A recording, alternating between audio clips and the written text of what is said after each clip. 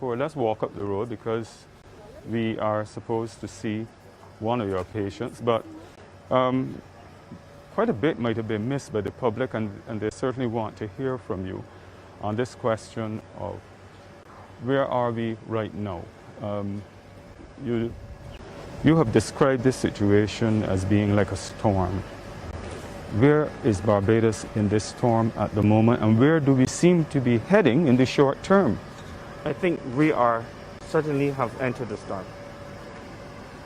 In the short term, where we are will depend on every single person listening to me, to be very clear there. The only way we're going to make it out of this storm that we're in. We saw 168 persons today, 100 and something the day before. The only way we're going to make it out of the storm is for people to just listen and fall in line. And what do I mean by that? In short, people need to wear their masks, don't congregate together, go and get vaccinated. Protect all the older people in your household by getting them vaccinated. You just got to go out there and do it, just to protect them. Because the truth is, they are the vulnerable ones. They're the ones with the diabetes and hypertension. But also for the young people out there who think that you're infallible, that nothing can happen to you. I will take you into the ICU and show you what it looks like. I gave the figures before, just now, on live, as to where we are. A total of at least 11 out of 23 people are under the age of 50 years of age. That's significant. 3 of them, as I mentioned before, we know what the age groups are already. Yes? Within that below 30 age group. Above that, in the 30s, generally, we have another set of people again. This is worrisome, David. And it looks like the rest of the globe.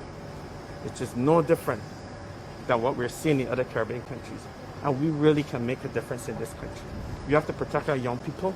We have to protect our old people. And what really it is in my mind is that we must not be selfish in our thinking and be selfish in what we do as citizens. We have to be responsible citizens in every single way if you're going to make it safely out of the storm. And I will tell Barbadians, in the midst of a storm, we all know one important fact for a hurricane. There's the eye. So there's a point that may come where things seem calm. But as that point comes, we also need to consider the next part, which is important. That there's more fury on the other side. But how long we stay in that calm will be dependent on the things that I have continued to mention over and over again. And I saw this coming to us as a country. Well, you saw it coming 2 weeks ago. Yes, I did. Now, 2 weeks from now, where will we be if we keep on this trajectory? If we keep on this trajectory, I am telling you, I want to say, and it's hard for me to say as a physician, my job is to save lives. But I can't guarantee that I can save every single Barbadian in this country who gets ill. Right? I can't guarantee that we will have enough ventilators if we continue on this trajectory like this to save every single person in this country. Because no country in the globe has done that. We have all ended up in issues with ventilators, oxygen, and we have all of these lovely things. But how well we do will depend on what I've said a million times over. For people standing up. Young people, I am begging you today on live TV not to play Russian roulette with your lives, right? You don't know or you're uncertain, right, about what will happen about vaccines. I had my queries too, right? But what I can tell you is if you get ill with COVID, right, basically what you're doing, one or two things can happen. You can go fine or things might go bad. I, as a doctor, I cannot predict which one of these would be you. So I'm asking you today, I'm pleading with you on national TV, on live, wherever this goes, to repeat it over and over to every single person in your household, to your old granny in your household today. I'm asking you on behalf of the staff here, we're basically out to all. We're out to all, right? I'm pleading with you today, right? Not only based on the numbers today, but based on what we're seeing right over here in this building. That's the primary isolation. Yeah, primary isolation. I'm pleading with you.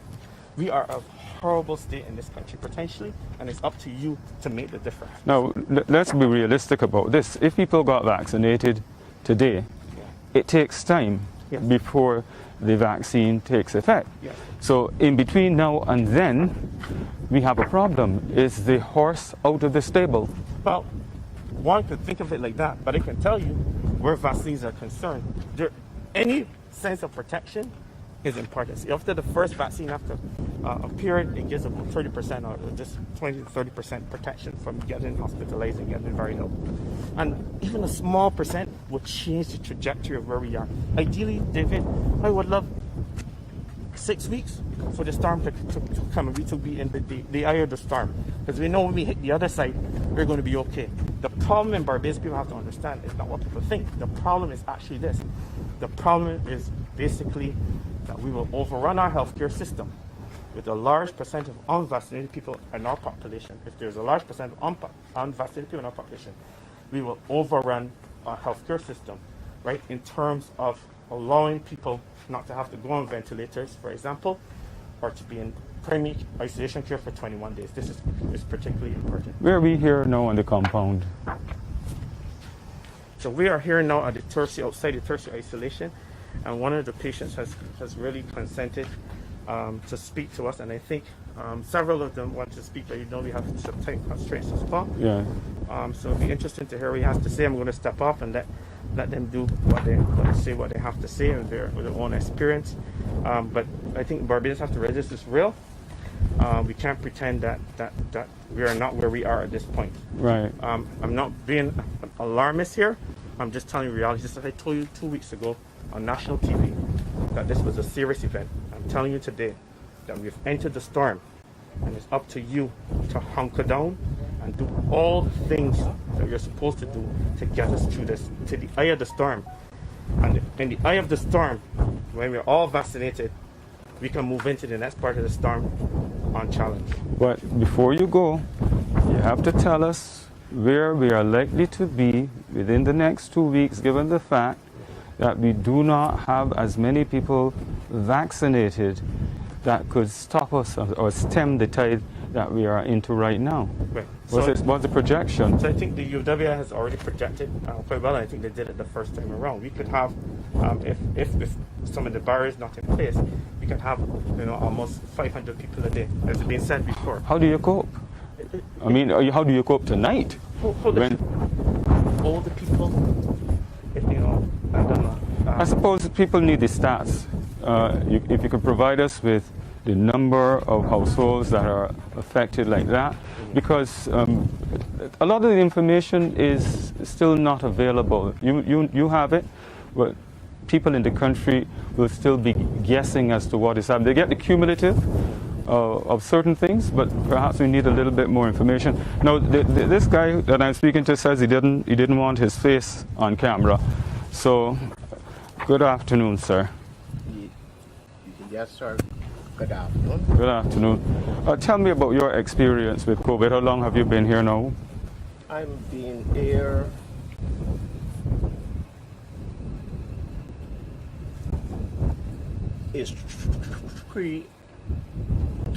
today is actually 4 weeks. How has the disease affected you?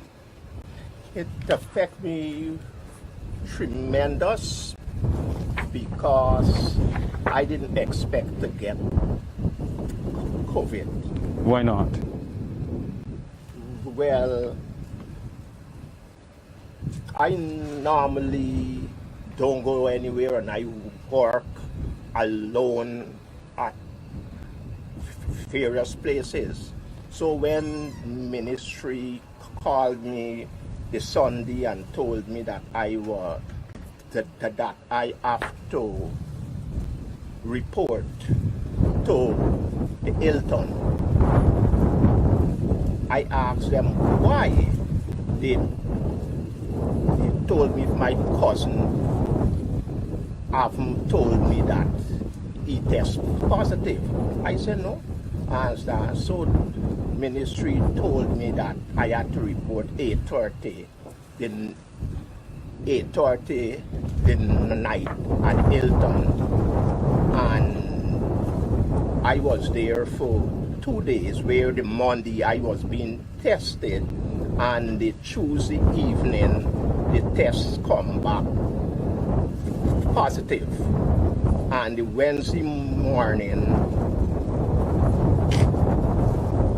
the ministry vehicle of health vehicle come and transport me to Arson Point. How sick have you been? Because as we speak, you have oxygen, an At oxygen the time tank. from the Hilton, I did not add any oxygen, but as soon as I come up here, they do tests with me and put me right away from this section here straight over into ICU, where I was immediately on oxygen. And how sick have you been? I was being real sick where from the oxygen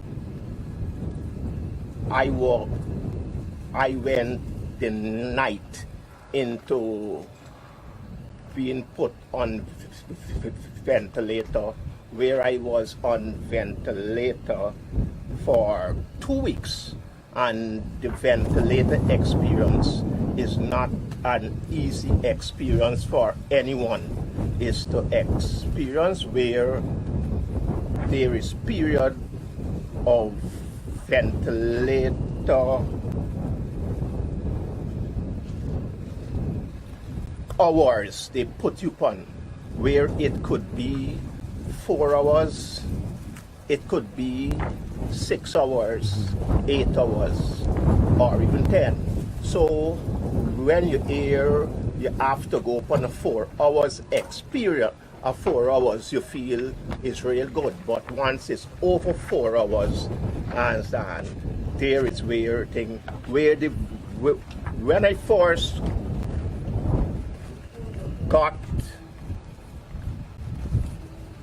the respirator put on me on the ventilator, it was terrible, real terrible. That What's your message to the rest of Barbados this afternoon?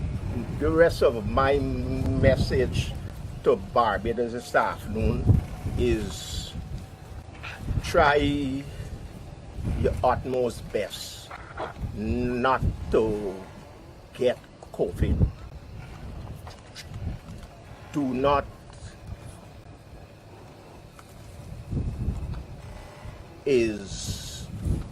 go places is where you are supposed to go, but sometimes it could come right inside your house. Did it change your speech? Huh? Did COVID change your speech? The way that you talk? Yeah. It changed the way that you talk? If I think. Did it change the way that you talk? Yes, it changed the way I talked, because always see it is something can happen to anybody at any time. Well, I want to thank you very much for talking with us, and I wish you the very best. Yeah, and do have a good night. Thank you very much. Well, we're going to walk back to where we came from, and we have Felicia Gill, clinical psychologist. Good afternoon, Ms. Gill. Hi, good afternoon. Tell me a bit about yourself and your work in psychology over the years. I have been working here at the Harrison's Point Isolation Facility for 9 months. I'm also responsible for the external facilities as well. Mm-hmm. And as a clinical psychologist, I have been practicing for 5 years now. Share with us the experience of working here with COVID ever present in your mind. Working here at the facility, it has been an experience, I would say. I'm responsible for the patients and staff. And when I say it has been an experience with the staff, you see, staff are overwhelmed, they're overworked, and we're also understaffed. And then we try our best to work with the patients. And as you see, the numbers have been steadily increasing, and that has even made things a little bit more challenging as well. And even though we are feeling, overwhelmed at this point, we consider ourselves as a team and as a family, and we support each other here. So when we recognize that, it's becoming a bit challenging, we just give each other an encouraging word so as to help the other to keep going on. Because this job, it can be a bit draining. We're trying to do our best for our country to help the patients as best as we can. And so as to be re-energized, we just try to support each other throughout this journey. What has been your hardest moment to date? My hardest moment has been working with the families of those who have died from COVID. So what I have to do is, as soon as the patient has passed away, I speak with the family. I sometimes relay to them what has happened, and then I'm there then to help them to cope with the situation. And also to even some of the patients who might have passed away, I would have been speaking with them before that point in time. And what I would say to my experience, working with patients in the primary isolation facility, or what we know as the ICU, that has also been challenging as well.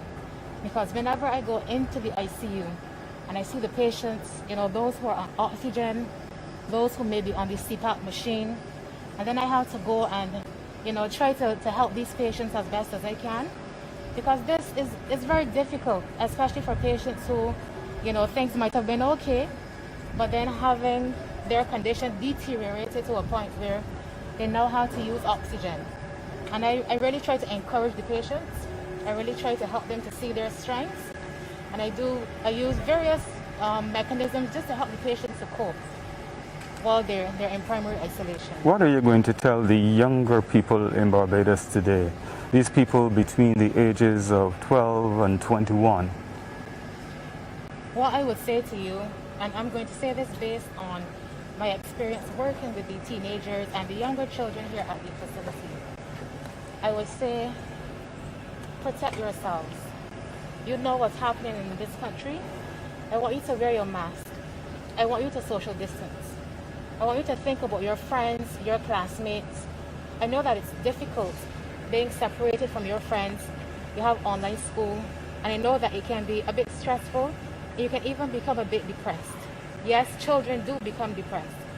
But I want you to just remember the reason why we're doing this. You want to protect yourselves, and you also want to protect your family. And we can do this together just as long as we do what we are supposed to do. And for you, what has it done to you personally? Family, you talk about family, you talk about life otherwise. For me, it has really caused me to just try to encourage my family to do what they need to do as well. And it has been a change because when I go home, I don't go into the same quarters as my family. I change on the outside, and it's a strict protocol that I follow because I want to protect my family. Because at the facility, I go in with patients, and that's what I do on a daily basis. And because I know that I'm exposing myself, I want to protect my family. And also to help with that, that's why I got vaccinated, and I also encourage my family to be vaccinated as well, so that we can help each other through this time. Thank you, clinical psychologist Felicia Gill. Thank you very much. And let me cross over now. We go back to Lisa Lord, and she has one of the doctors who has been really on the front line of this fight against COVID in Barbados. That's right. If I could just borrow your mic, as I said, it is a moving broadcast, and we have Dr. Amory Hassel.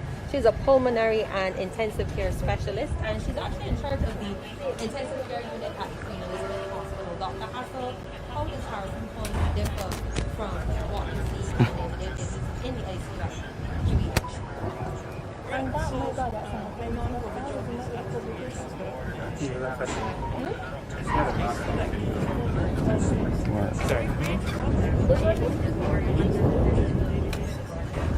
Who's next? Who's next?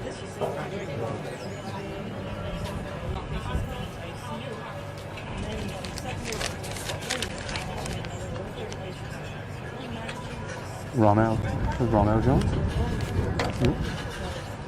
You're next. Let me talk to you then. Infection control. Okay, you got to tell me what that involves.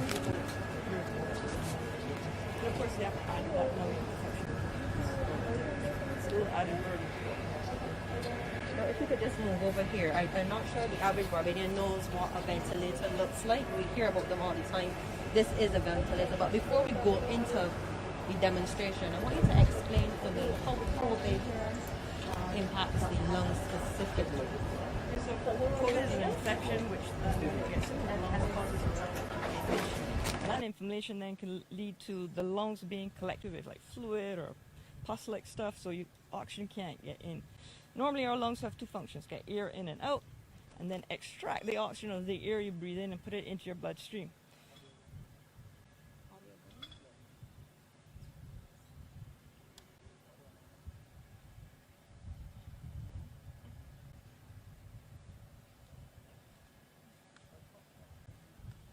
Sorry, we seem as though we lost audio there for just a minute. Do we have it back? Yes, it's on now. Okay, Sorry about that, Doctor. no problem. So part of the problem with COVID is you can get, as you breathe in, you can't get the oxygen through the lung into the bloodstream. And so your lungs have no longer the capacity to oxygenate your body. And obviously you need oxygen to all your organs in order to function. So for that reason, the first stage in general, if you can't get oxygen through your lungs, is that we put you onto something called just normal oxygen supplementation. Okay, let's get my little props here. With regular nasal prongs, everyone pretty much has seen this. Right. This is what we commonly use first step. If, however, the patient still can't get enough oxygen to get into their bloodstream, then we move up to the big boys. Right, so this is a ventilator. The purpose of this ventilator is really to blow the air into your lungs. And first stage from this will then become The mask. the nasal prongs. So Oh, this okay. one looks a little bit bigger, so when we say that people are on high flow nasal prongs, this connects to this here, which connects to your nose. And we blow air in at a much higher rate than that could go through that little one. When that doesn't work anymore, then we go to the mask. And this is the one that's the most uncomfortable. So this goes on here, And that's strapped on. strapped on tightly onto your face, and so if you're claustrophobic at all, it's very difficult to use. But with this part, we can actually oxygenate and ventilate your lungs much better than if you just use one like this. So depending on the severity of the degree of disease you have in your lungs, we escalate up. When we get to this stage, we go between the two, because obviously you can't stay on this all the time. And this is what patients in there go through on a daily basis, some of them for over a week, 10 days, just to try to get their lungs better so their lungs can start to function again, so then we can degrade back down to the smaller oxygen and then off the oxygen. Now if all this fails, the last resort is the tube. The tube goes down through your throat into your lungs, connect to this machine, we have to sedate you, you're no longer conscious, and this is our last resort to try to get oxygen into your blood system. In terms of your success rate using the ventilators, Well, if you use the ventilators with the high flow and the mask, we've actually done pretty well. We've had a lot of patients, some of them take a week, some of them can take 2-3 weeks, but we've had a lot of patients actually get better and leave. If we have to go down with the tube, which means the lungs are extremely damaged, our success is not so great. We've only had 2 people so far come off the machine. So we try our best to keep use these two as best as we can, talking with the patients, trying to convince them to use this, because we know that we don't want them to move on to this. and you mentioned to me that you're the only intensive care specialist down here at the moment. You're working some very long hours, and you had indicated that you're disappointed that people are measuring your success by the number of deaths, or failures rather, by the number of deaths we're having. Well, I think this is the only disease in the world where every time someone dies, you record it, and it's announced publicly. I mean, people are dying every day at the hospitals, and nothing is recorded there. And so, even though people are going to die, and we know that, no one talks about the people who actually made it out with these two mechanisms of getting them out, and we have a lot higher percentage of that. Dr. Hassel, thank you so much for talking to us, and thank you for your service. I'm going to hand over now to Mr. Ellis. I believe he's going to speak to somebody now in infection control. Well, we do have a limited time now. As we said earlier, we only had about 40 minutes. 40 minutes, and therefore I think the person that I will try to wrap up with here now is Dr. Ford again. And there's some people behind the scenes. You, sir, you are? Hey, good afternoon. My name is Ramel Jones. What do you do here? Infection control officer here at RCC. What does that entail? Basically, right now we do surveillance and reporting, but majorly I do training. We recently trained 172 persons for this particular event. That's basically it right now. How has all of this struck you as a person, though? Pardon? How has it all struck you as a person, coming to work here, seeing all that is happening here? Previously I was employed under the QA, so I pretty much am aware of this kind of environment. But recently I've seen more young people in a medical facility than I've ever seen before, even younger children. So it is a very serious situation, and I hope that the Bajans will take it seriously. And who else do we have? Rico, man. And your area is what? I'm an orderly. An orderly? Yeah. Okay. So for you, what has the experience been like, Rico? You know, you open it, to be honest, because on the other side, you can't really gauge the seriousness of the matter. From being on the side, like, get the full thing. Well, thank you very much for taking time out and speaking with us. Because of the limited time that we have had, we will have to wrap up this particular broadcast. But more than anything else, we hope that the message has been conveyed that Barbados is at a point right now, a tipping point as it relates to COVID. And we have heard from Dr. Corey Ford, and we've heard from some of the others here, that we are essentially in the eye of a storm. And it requires each and every one of us in the country to take this matter far more seriously. Dr. Ford, your closing comment? My closing comments today to all Barbadians is to take heed of what's ahead. Wear your mask, all young people, all older people. Protect your old granny who's in the house. I want my team to come guys. This is important. Come, because I think you have to understand, you have to understand that this is a hard bunch of very young people who step forward in this country to try to protect us in a very difficult time. And I think that the country needs to understand where we are at, the sort of work that every single person here is doing. And you will get to see inside the ICU, unfortunately because of the logistics, but we will do that today. I promise you that. Right? But this is the hard-working team. The operational manager is Calero, and all of these guys who have stepped forward for this country in a time which I believe is a desperation time, in the middle of a storm. And I hope that we get closer to the calm, but that calm is going to be that. Every single one of you that's listening today, protect that old granny in the house. Protect that 2, 3-year-old, 5-year-old, 15-year-old who was in ICU a few days. I'm asking you to step forward, go and get vaccinated, and this is not a vaccination drive, right? Go and get vaccinated and protect them from being in that ICU, being in that machine as all of you saw today, being in that mask on their face, right? And they're going to get graphic later and showing you what's going on, because people just are not understanding the gravity where we are. And as I finish off, and what I have to say today, David, I'm going to tell you this, that every single day I get up, I know millions of Barbadians listening today are praying for me and this team right here. But I pray for myself every day. And one of the things I pray is that people out there in Barnyard, Barbados, that God speaks to them. Whatever God you listen to today, that God speaks to you and tell you basically to get up. And don't only think about yourself, think about your neighbor, because that's who true Barbadians are. People who will get up and take care of the Barbadians. If you see someone not wearing a mask, talk to them about it. Right? If you see if somebody hesitant about vaccination, you had your vaccine, right? And you walk in and you're safe, talk to that individual. If you see a young person out there who thinks that they're fine and nothing can happen to me, remind them of this video today. You circulate a lot of things out there. A lot of it don't be true. But I'm asking you today to circulate this team who's been working valiantly for a year and a half for this country.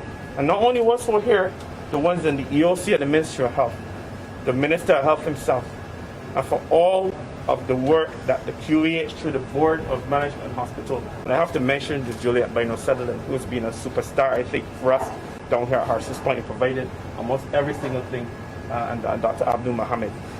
These are the true people who have stepped forward to help this country, and you have to help us to get there. The 168 cases that we have today, is a challenge. We will see bigger challenges ahead. But how big those challenges are will depend on you. They're tired. Are y'all tired? How tired are you? Exhausted. And it's up to you who are listening today to make it happen. I can't do any more. We can try to save every life in there we can, right? At our own life risk. And some of us, can't say who in the crowd, but some of us have even become infected with COVID. Not me, just in case you're wondering, right? But they're still here standing, fighting even after that battle. And that speaks a lot. All you young people out there who think you're infallible, I'm telling you, and I can show you today, and I see you on a different switch, David, what's really going on in there, because that's the only way you're going to understand. And there are others who are not here, who are behind the scenes, who are fighting the battle, and I want to thank all of them today. But you have the choice. It's up to you. It's totally up to you right now. Thank you, Dr. Corey Ford.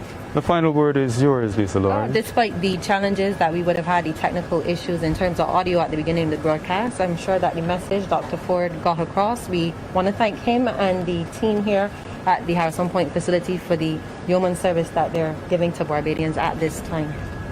Thank you. And thank you for watching. Good afternoon.